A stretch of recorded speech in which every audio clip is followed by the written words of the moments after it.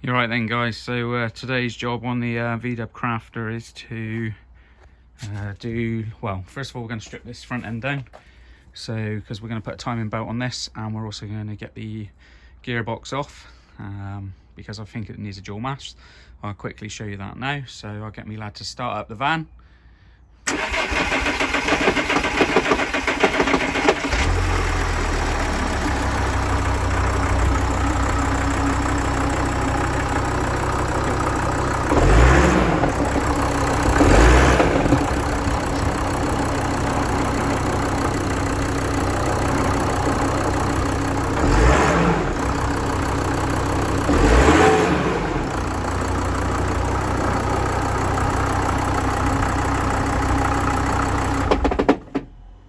So what you can hear there, you can hear it as it's starting up, you get that clonking. You also hear it when he shut it off, you can hear it again. Also, about halfway through that, he did actually put his foot on the clutch and rev it, and then you can hear it that goes away. So believe it's the clutch in that rather than anything in the engine. There's no smoke or anything coming out the engine. We did check the top of the oil filler cap just to make sure there was no mayonnaise in there. And that all looks, double check, that all looks nice and clean. No mayonnaise in there, and also you can't really see it because everything is black on here, but there's nothing in the actual expansion tank. There is a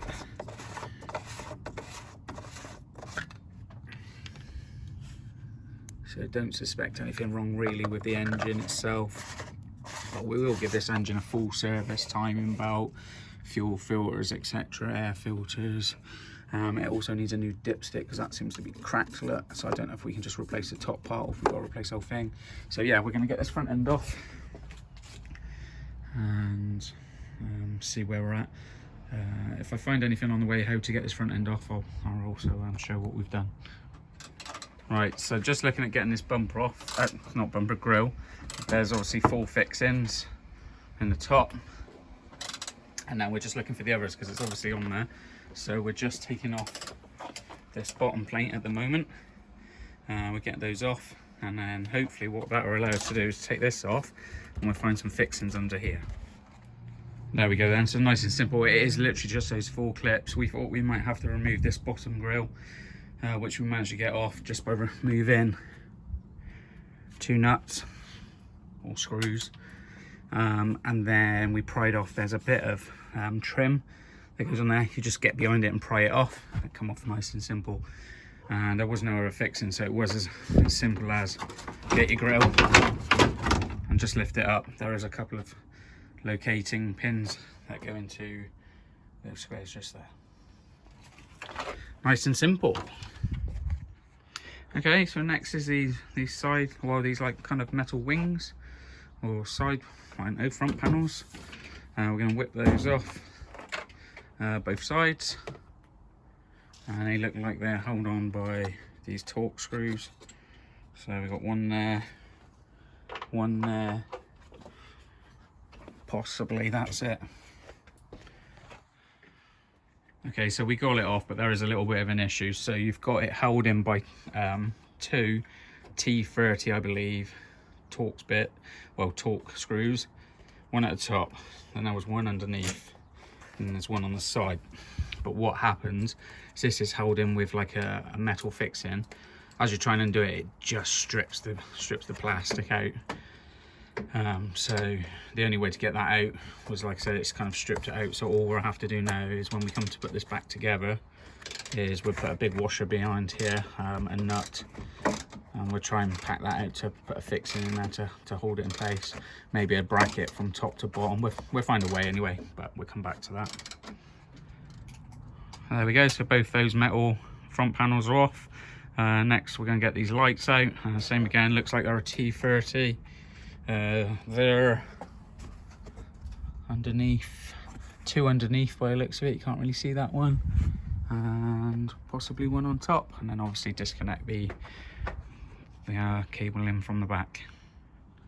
There we go, also lights off. Now we're going to move down to the actual bumper, And for the bumper, we've removed the number plate, and it looks like there's probably 13s maybe, there, and on the wheels or wheel arches there. It looks like there's these flat, so if we can get you in there, looks like there's these flat kind of pins. We get under there and pull those out, and then whatever's underneath the van. I'll have a quick look now while you're here.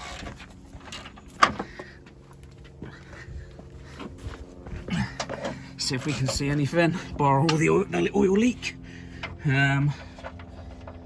Same again, looks like one of those kind of flat fixings.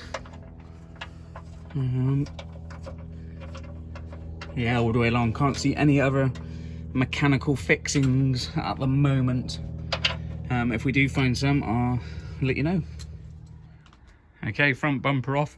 Probably one of the easiest front bumpers I've ever took off. It's literally had those two actual bolt fixings, and then it had probably whichever ones weren't missing, but there was two either side of the arches on this side by the wheels, and then two underneath as well, and that's all that was holding that bumper on. So one of the easiest bumpers to get off.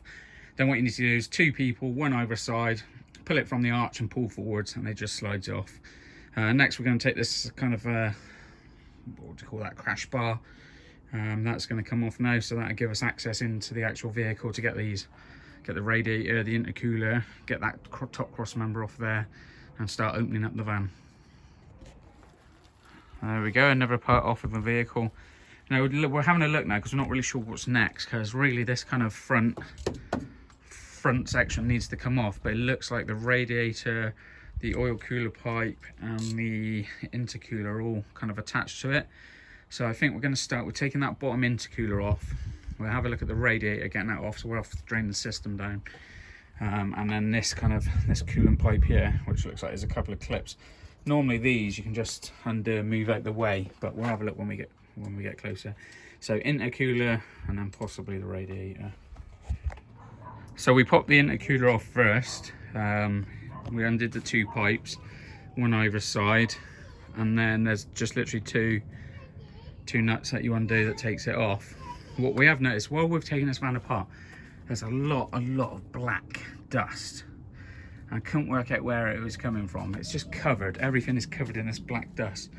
And if you have a look down here, it looks like the fan housing is obviously broken and it's come away, and you can see where it's obviously it's either been hitting the fan or it's been hitting this wheel, and it's caused all that kind of black. It's obviously been burning over time, but everything is just caked in black dust.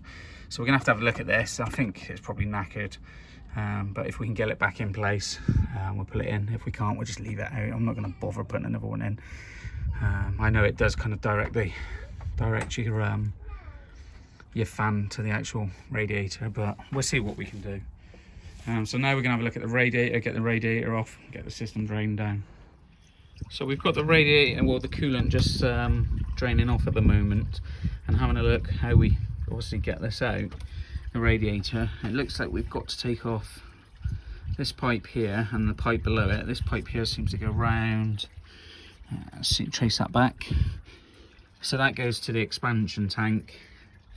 We've also then got a pipe down now. We've got to get that clip off, and you can get special tools to do that, but I haven't got one, so we're just gonna have to persevere with some grips and see if we can just get that off.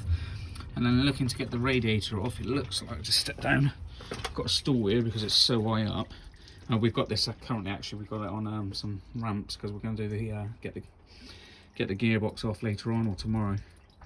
But looking to get this radiator off, it looks like there's some clips potentially here that I guess if we can push these through, it looks like the radiator then will drop down and we can pull that out. We've loosened off this oil pipe at the moment. I think that's the oil pipe, I'm calling it an oil pipe. I think that's an oil cooler there, so we've undone those to get that out the way. I think once the radiator's out the way, we can get this whole then front mount off and give us full access. Okay, radiator out. That was a little bit of a pain, nothing major, but the main pain of it was because that kind of fan cowling was all broken and snapped. That was just stopping everything coming out. But to get the radiator out, it was those clips on the side. You push those through, that allows the radiator to tilt back, and then you can lift up because it locates within these here, so you can then tilt back and lift and then pull up through the top. Just that fan housing's completely broken, not reusable, so I'll have to see if we can get one, and if we can't, I'm not really too fussed, but yeah, we'll see what we can do. Having a look at the belt on here, actually, I think it's the auxiliary belt. Actually, don't look too bad. It looks like it's probably had a new one. Everything seems to be quite nice with it. There's no cracks or anything in it. But what we'll do, we're going to now whip out this kind of whole front cross member, get that out of the way so we see what we've got. We'll get the fan off and get behind and get the timing belt. Well, get the timing belt cover off to have a look to see if we actually do need to replace it. I think because I don't know the history of the van, it's probably worth just replacing anyway, seeing as we're this far into it. But yeah, bring it back when we've got this member off. Okay, so front cross member out, or front, whatever you want to call it. Nice and simple on that one. There's a bolt up here, bolt to the side, 2 bolts there either side. Take those out and literally disconnect everything from the inside. So same again, we had an issue with this filler bottle that it's just, you can see that kind of bracket on there, it's just snapped, so it's pulled straight out the plastic. Crap idea. So we're gonna have to try and replace that, probably replace the bottle anyway, so not too fast, and have to make a back bracket to hold it. Everything then was disconnected, a couple of cables, not a lot, just to pull off. And now, as you can see, we've got full access to the front end. So this is going to give us loads better access. And also we'll leave it off while we do the clutch underneath, because it just allows some light in and let us see what we're doing. Going to try and get all this cleaned up in here as well. As you can see, it is filthy. Right, so we'll come back once we get that fan off and have a look at the timing belt.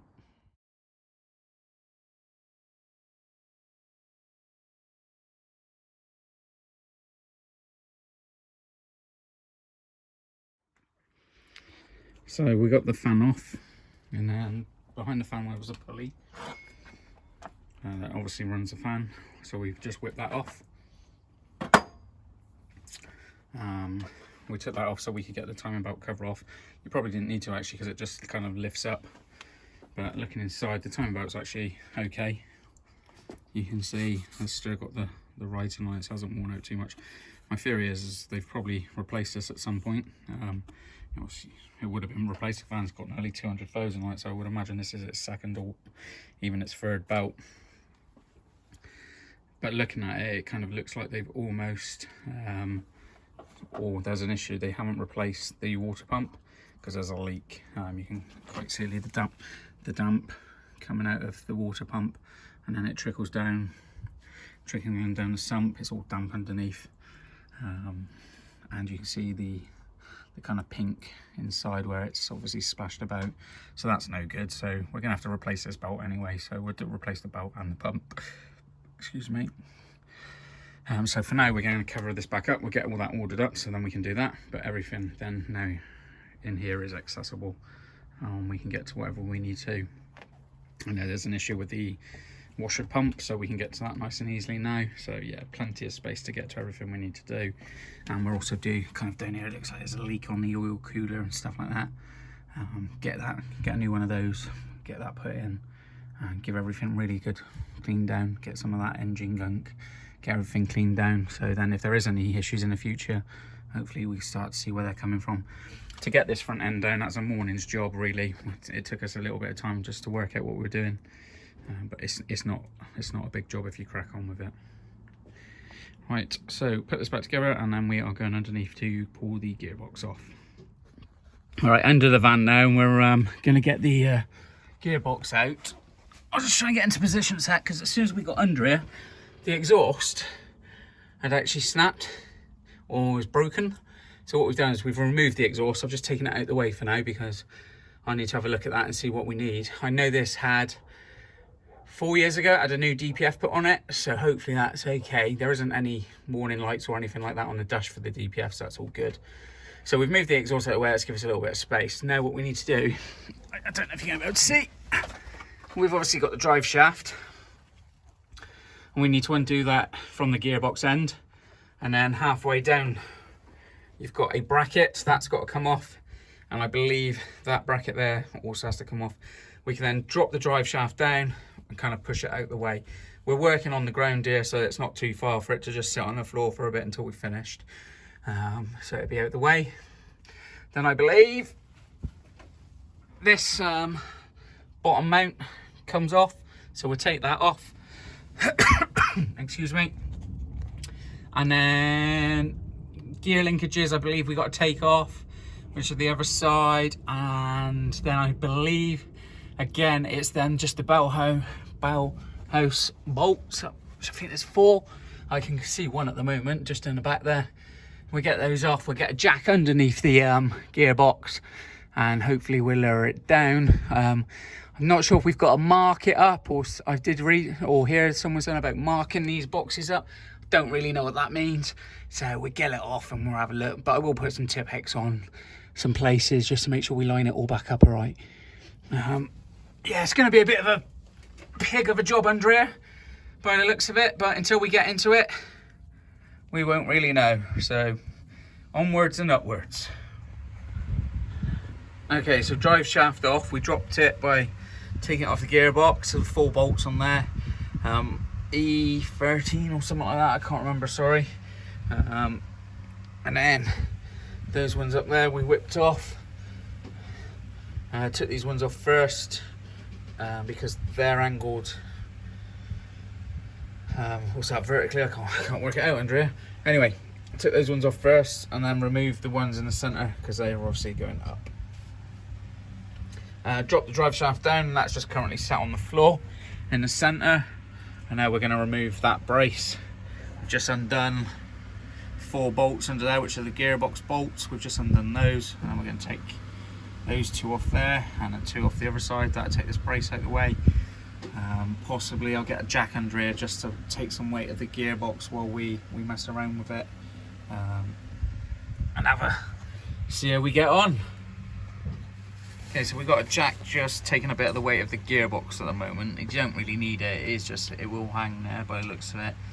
Removed both the gear linkages from there, just popped off, and then just pull them out of their slots up there. They do feel a bit tight, but they do come out.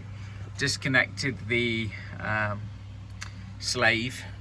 There's a little pin that goes into, let's see if we can find it. You can't really see it, but it's in there just above. Let's see if we can move those. It locates, you can just see that kind of plastic coupler coming out. It kind of clips, and there's a little pin that goes into there. Well, mine came out and went ping, and it went somewhere, and I went fuck it, so now it's called a ping fuck it. So that's come out, and some oils come out. Obviously hydraulic oil, we have to bleed it afterwards, and I believe this goes onto the brakes as well. So anyway, we'll check that when we come to refitting it. Just started to undo the bell housing. 4 bolts this side, so that I can see 1, 2, 3, 1 on top. 2 long, using 2 long impact extensions. I've reached it okay, and I've managed to get an impact gun in there. Just going to go to the other side now and get those out.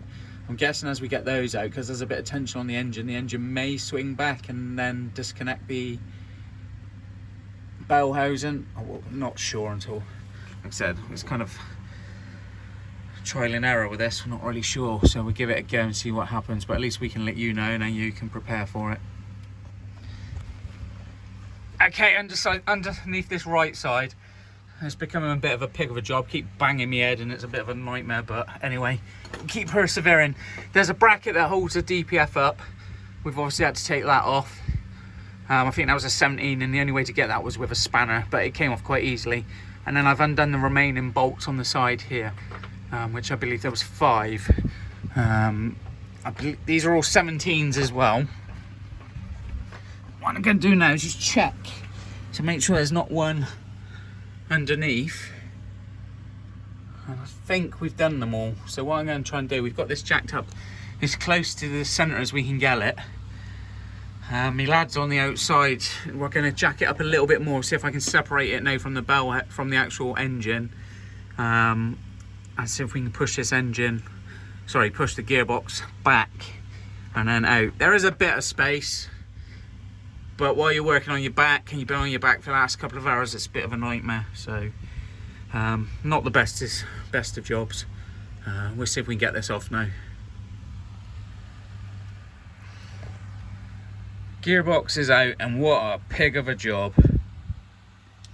The biggest issue we had was we took 11 bolts out,